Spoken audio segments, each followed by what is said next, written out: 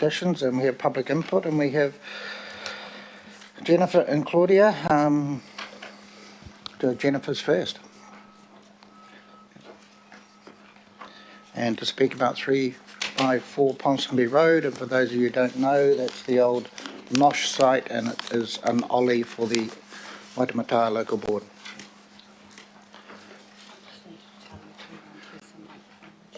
Just need to press the button, Jennifer, and you've got 5 minutes. Yep, that's cool, all good. Good morning, everybody. Thank you for the opportunity to speak to you today. I will be very brief. I'm Jennifer Ward, and I'm a member of the community-led design group that's been working on the development of the civic space at 254 Ponsonby Road, also known as Ponsonby Park, since March 2016. The community-led design group is delighted this committee is considering the officer's report and the recommendation to allocate up to $5.5 million of the proceeds of sale from 200 Victoria Street West to the civic space at 254 Ponsonby Road, which is the Waitemata Local Board's one local initiative. This is brilliant news for Ponsonby Park. The substantial funding will secure stage 1, and even though the business case is still underway, we're hoping that once that work is completed and comes back to the committee for approval, we may possibly be able to complete stage 1 and 2 together, which would be a game changer for the community.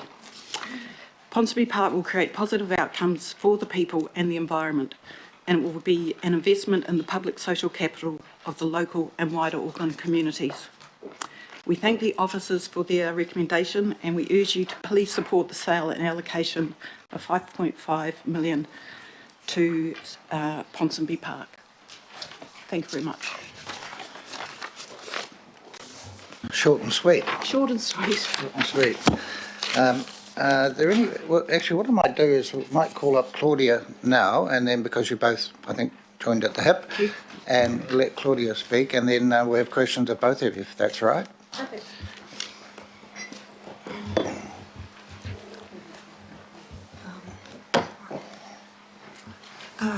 Tēnā koutou, ko rangatoto toku monga, ko Waitemata toku moana, ko Bupsi toku ingoa. Nō reira, tēnā koutou, tēnā koutou, tēnā koutou katoa. Sure. Kia ora.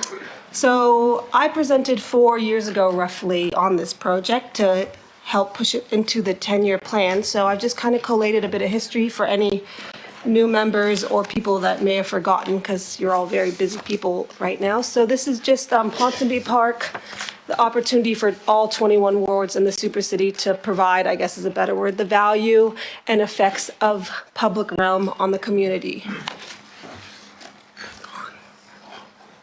Sorry, I have to turn it on. No, it's on. I could say next slide. The rehabilitation, development, or preservation of public space is the clearest way for council to communicate its vision and influence to the people. Next slide, please. So there's the history. So in 2000, which if we started breaking ground next year would be 20 years later after this came up as an idea for Auckland, Boff Miskell made an open space study commissioned by Auckland City Council that recommended that we as an area needed a civic space. And I say Ponsonby it's a fringe suburb, and to me it represents any town center. While you work on rehabilitating places like Avondale and South Auckland, it was a suburb separate from the city center. So it's really, to us as a community, important that it remains that kind of model, that it's a city civic space for our little suburb, our township. 2006, Auckland purchases the land. So they purchased it as a local board for the purpose of open space to create a park, civic square for the community. And so in 2014, we were lucky enough that they followed up on a public consultation, which is when I joined the CLD group and we started working together and to help make this business case for our community. We're 77 respondents. We're hoping for the whole of site, which I presented before, and Myers Park had only 43 submissions, and we collected 1,200 submissions in just our last survey. So it's been in the news. People know about it. Next slide, please.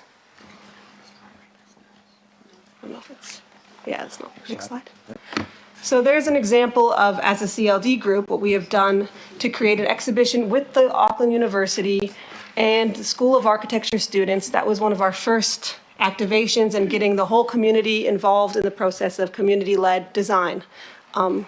That's in your slides if you want to read more of the blurb. Next slide, please.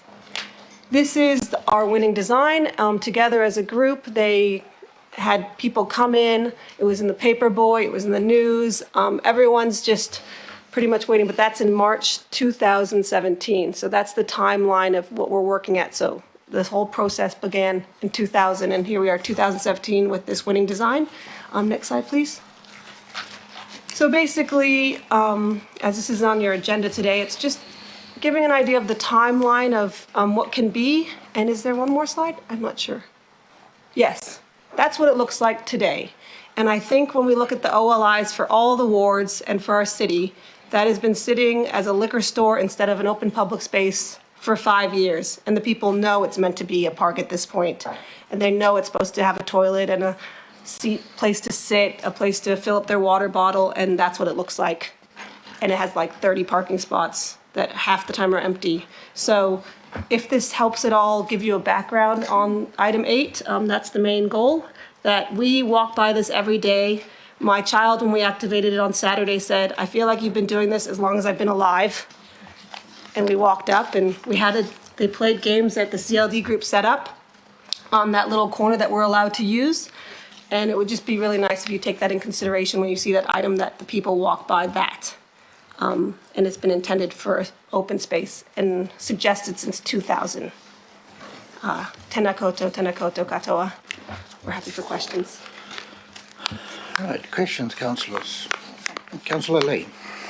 You and good morning, Jennifer and Whoopsie, and congratulations on the work you have been doing over many years, along with other Ponsonbyites. When Auckland City Council bought this land in 2006, it was the first public open space purchased in the Ponsonby area since the time of Queen Victoria. But it's taking an enormous long time for the super city to achieve Auckland City Council's far-seeing vision. So can I just ask you a question? This is obviously tied up with the item which we're going to deal with very soon about selling publicly owned leased land. But can you tell me what is your understanding of the funding arrangements thus far agreed to by the council and the local board with the community? Let's say this item is not on the agenda today. What's your understanding of the commitment of the council in the annual plan in regard to funding this? So my understanding is that in the long-term plan submission process, a recommendation was made for stage 1 of a stage 2 development for the site to be allocated within the long-term plan. That is subject to a business case which is now underway under the guidance of Roscoe Webb, who has overseen all the OLIs, and we've met with him. Once this business case is completed, it will come back to the Finance and Performance Committee for hopefully approval to secure the allocation in the long-term plan.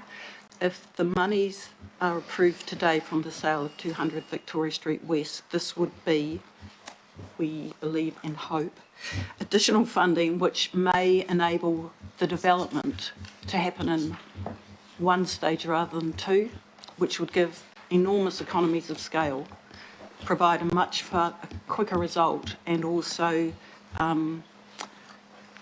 take away the necessity to do and then undo work as stage 2 would otherwise have to follow stage 1. Hope that answers. Thank you very much. Right, any further questions? Councillor Cashmore. Thanks, Mr. Chair. Thank you, ladies, for my patience. I remember hearing about this for quite some time. Not as long as Mike or Queen Victoria, but still.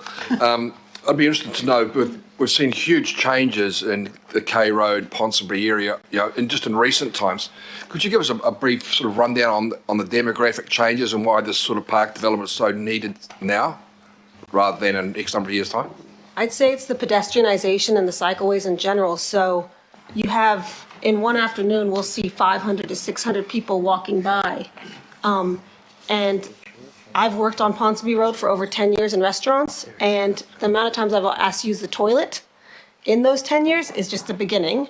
And then we're in a group of women that are women in urbanism are trying to just track water fountains. So that is just the perfect model of acquiring a public space that's meant to be that can provide seating, bike parking. That's the changing demographic. While there's still cars going by, it's just sharing a space for the growing demographic of walkers that are walking via Ponsonby Road down K Road, especially now with the roadworks. There's even more walkers because I had to get off the bus halfway down Ponsonby Road just to avoid the traffic. So you're just having huge amounts of walkers now. And that, let's say for the Rugby World Cup or America's Cup, you have people walking up College Hill, cruising around Ponsonby Road, back down K Road. And a couple years back, I presented it as a fan trail option. So it's just, more than anything, the demographic is becoming walkers and cyclists, but also there's still drivers. It's also visitors. Just on Saturday when we activated, it was half tourist.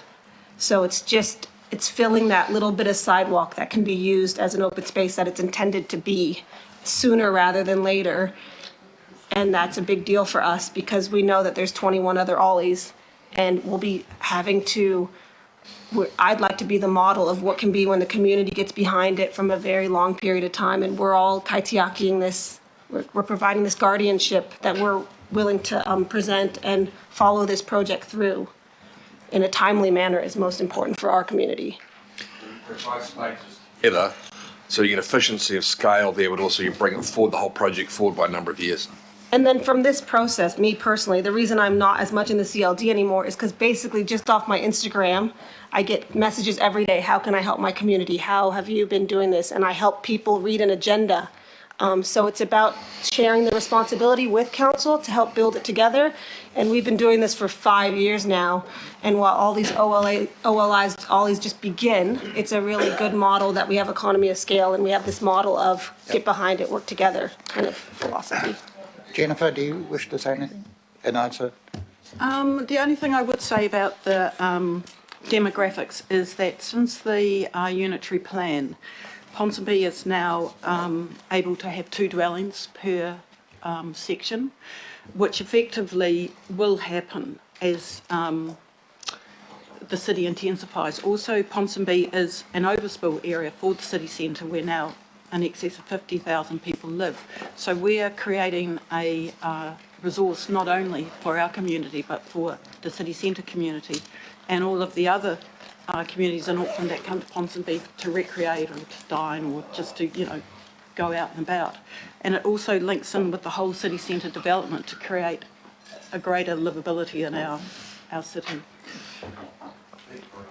Councillor Bartley. Thank you, Mr. Chair. Thank you for your presentation. Sorry I was late for it. I was hoping that this may have been picked up in the rationalisation process, but I'm just wanting to know from a community perspective if there were any other sites you thought could be sold in the area to help fund Ponsonby Park. You can go first. I don't have information of that sort. That's not been a focus of our group. We primarily focused on progressing the development of this site rather than assets to leverage. What I understand in item 8 is that particular site, 200 Victoria West, I believe, is an endowment. So it's an opportunity where we take the purpose of our site is to be an open space. We're taking the sale of a publicly owned property and modeling what can be done in a timely manner. And that's, I think, a priority we have as a community to model. We have to start somewhere, and why not start here? I'm sad that the money can't be flowing directly from one property onto all 21 wards lovingly and sharingly. That would be ideal, but unfortunately, from my experience, this is a rare opportunity that has come up, and if we can model best practice, or at least a version of sharing an endowment into a public square. It's worth a try, and it won't be perfect, but I just know that that's come up in a timely manner that is might be possible for us to work on our project. And if it works, then maybe other wards can look at other endowments that can be shared, if that makes sense. That's all I know about the Okay, item. cool. Thank you. You know, you locals know the area really well, and they know, actually, why are you selling that? Why don't you look at that one? But that's all good. Thank you. Thank you. We wish we had endowments everywhere, but unfortunately we don't. Right, well, I'm going to move that we receive and thank Jennifer, and we should have both up at the same time, I'm afraid, guys. Claudia, Jennifer, we can add to that. Okay, so we're adding in Claudia as well, so seconded by Councillor Simpson-Wazza. All those in favour? And thank you very much. Thank you. Right. Thank you very much. Right, we have Shale, I believe, as apologies from Pippa, and Shale Chambers is coming to. Welcome, Shale.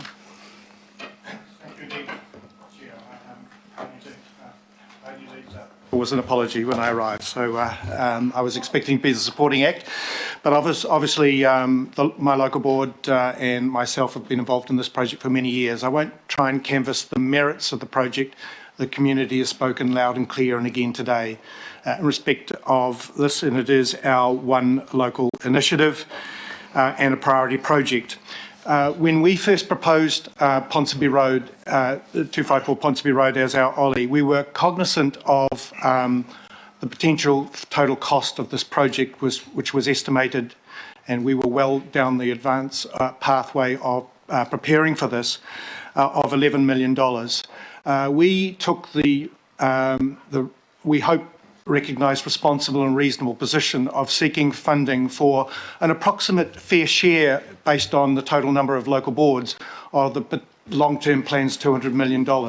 We didn't seek the full $11 million as a project. We would have loved to have done so, and we tried to identify on a shared costing basis potential optimisation for the future for funding stage 2. I believe we've gained governing body support time and again for this project at a stage 1 level. Clearly there are huge efficiencies in costing and delivery of a social outcome for the Waitemata community if this project could be achieved in one funding. So we undertook to seek optimisation potential projects for stage 2. We had a potential site in mind. It hasn't been progressed. It still is potentially for the future. It is in Jervois Road and a community asset underutilised. You know, we're looking at, Auckland wishing to densify and go up and use sites better. And some of those facilities could have been placed within 254. So that hasn't been progressed. It may still in the future, and the board won't resolve from that. However, this endowment fund site was then unknown to the local board until it came before us. It came before us in terms of did the local board support its sale. And we're on record in terms of the item coming up that we have supported the sale. Now, we didn't support it with a tag or a caveat or applying a particular fund, but we were acutely aware that it was an endowment fund project. So clearly it is an investment property for Auckland Council, not an open space or a potential community use for the future. It has perpetually renewable 21-year leases. It's got a commercial building that council doesn't own. So clearly it is only an income item. And so we thought, knowing it's an endowment fund and the proceeds would need to be applied for a purpose, that we would support the sale, and obviously that's the decision for governing body members of this committee shortly. But that is our position. However, as a potential optimisation project, we've looked at this and thought, why so converting an investment purpose to a social purpose is a worthy outcome, and one I would suggest to members here that is essential. There needs to be a net gain to Auckland of a sale of a public asset for a sale to be justified.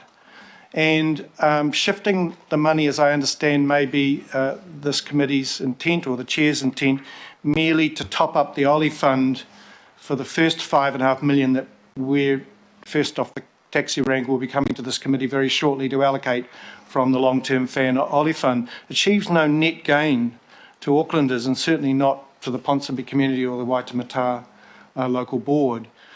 Purpose needs to be found that is a net gain. I would equally argue, although it isn't funded, the linear park is a potential net gain, but it is a project that Council's committed to and has a separate source of funding in terms of the targeted rate for future funding of that project, but still worthy. So shifting the money merely to fund the first $5.5 million, as I understand, may be this committee's current intent. I would put to Council as achieves no net gain to Aucklanders, although it may relieve a dilemma further down the Oli track where the fund is currently short, but that isn't so at the moment. You know, we're hoping the $5.5 million or whatever the QS says is the cost of stage one will be approved when the business case comes to this committee. So I'm putting to you, we're actually, as a local board, saying this is an optimisation opportunity if the sale is supported, and I understand that will need to be discussed and argued and found to favour with the majority. Then applying this to stage one for the economies of scale, delivering on a community asset, a project that's been a long-standing one for the inner city community, one that has the local boards and the community's endorsement through many processes and through Council's own process in terms of the Oli, would achieve the objective. So I put it to you and am seeking that the $5.5 million currently proposed to be allocated to stage two. The local board will continue to commit to seek optimisation projects. We have supported relevant sales and we have had positive input on ones that are debatable in terms of conditions. We will continue to take that position as a local board as long as you know, the current political commitment from the committee remains. So it is a plea to allocate for a net gain purpose $5.5 million of the sale proceeds, should it be supported, to support stage two so that we can achieve it in one stage and deliver for our community. So when there are some different recommendations will be put up when you see we've got some modified recommendations. Just rest assured our intent is honourable.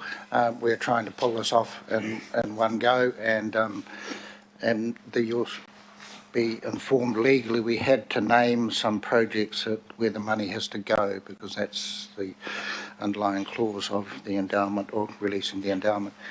Any questions of Shale? I think it's all we're pretty happy. All right, well again sorry, Councillor Watson. Thanks, Shale.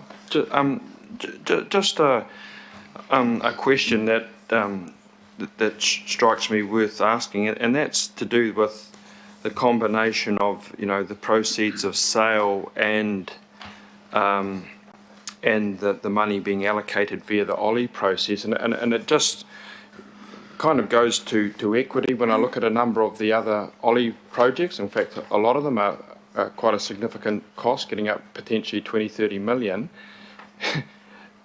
Do you have any view on the fact that yours is, you know, a much lower figure, and it's going to be virtually half funded by selling property to get it going?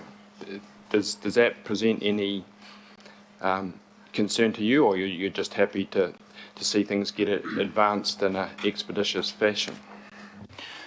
Our Oli project was really 11 million. We sought 5.5 and put it into two stages to be reasonable, to have our fair share. I'm acutely aware that other local boards have sought larger significant projects. Our project was always an $11 million project, tentatively costed, with plans, with community support on a 3-year project basis, you know, community-led basis. So if the opportunity, and we sought as a local board to fund the balance, or committed to seek to fund the balance through an optimisation of another community asset to assist council family in general to fund a project on a reasonable basis.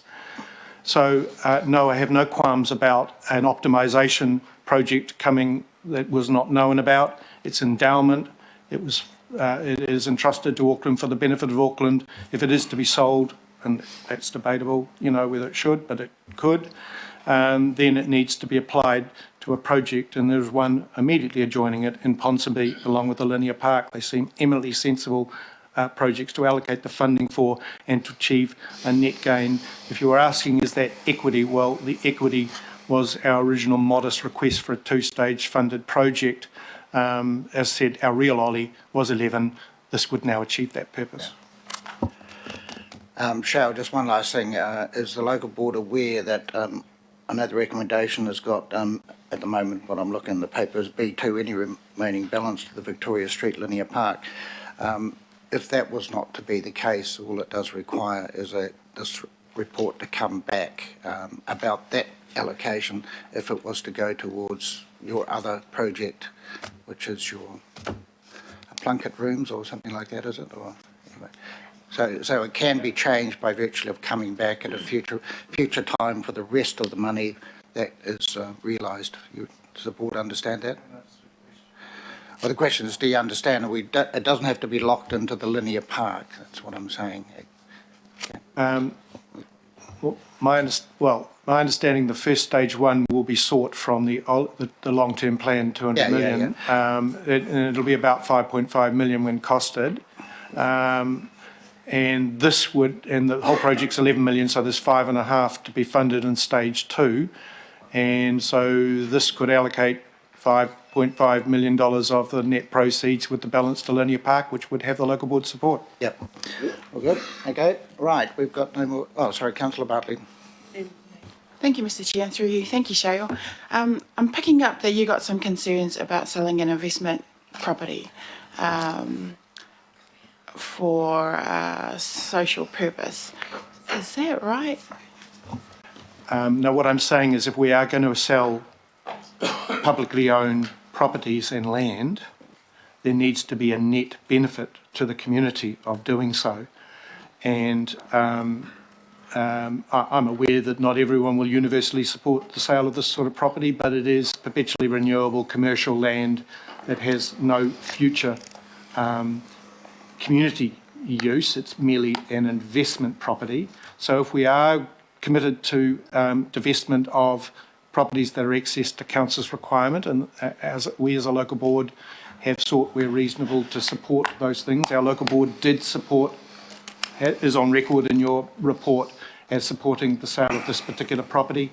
As I said, we didn't then try and jump the gun and caveat that support with it should be applied to Ponsonby Road. That opportunity has arisen and thought has arisen since then, and because it was endowment property, we were aware a purpose would need to be found, and we wished the governing body to come up with that purpose on its own thing, and then we would have taken a position. So, no, our local board has no concerns about the sale, but as long as an endowment property is used for a net gain community purpose for the future, and merely allocating the stage 1 funding is really just shifting the money from the long-term plan to an endowment property, and there's no net gain to the community. And can I ask another question, please? Yep. And where is Panuku at with the other property that you mentioned in Herne Bay? As a local board, we wouldn't have a clue. We understand. Every time I've come here, we've tried to push it along. They're just taking forever, So, not a clue. And there is no guaranteed outcome, and it's certainly no guarantee it would raise the funds required. We don't know until we go through the process. It's a much smaller site. It's not. It's in 3 lamps. Yeah. And we will continue to pursue that because it's an underutilised site. And we'd like to relocate some of the facilities that are currently on that site into 254 Ponsonby Road in any event, including the toilets, irrespective of the sale of it. Yep. Councillor Lee. Thank you, Cheryl. This has been going on for quite some time. Obviously, Auckland City bought it in 2006. The local board took over the project, and I guess you started in 2011. And despite a lot of support, it's taking forever to get anything done at all. But I do have queries about the process that the local board has been persuaded to undertake. in the ARC, we bought lots of land for parks, and we didn't take 10 years to get it done, but this is a super city, I guess. But my question is, can we just be definitive about what commitment you've had from the council after nearly 10 years about funding this park? What is your real commitment? Because there's been a number of celebrations and successes, but how much money have you really been committed to thus far? $100,000.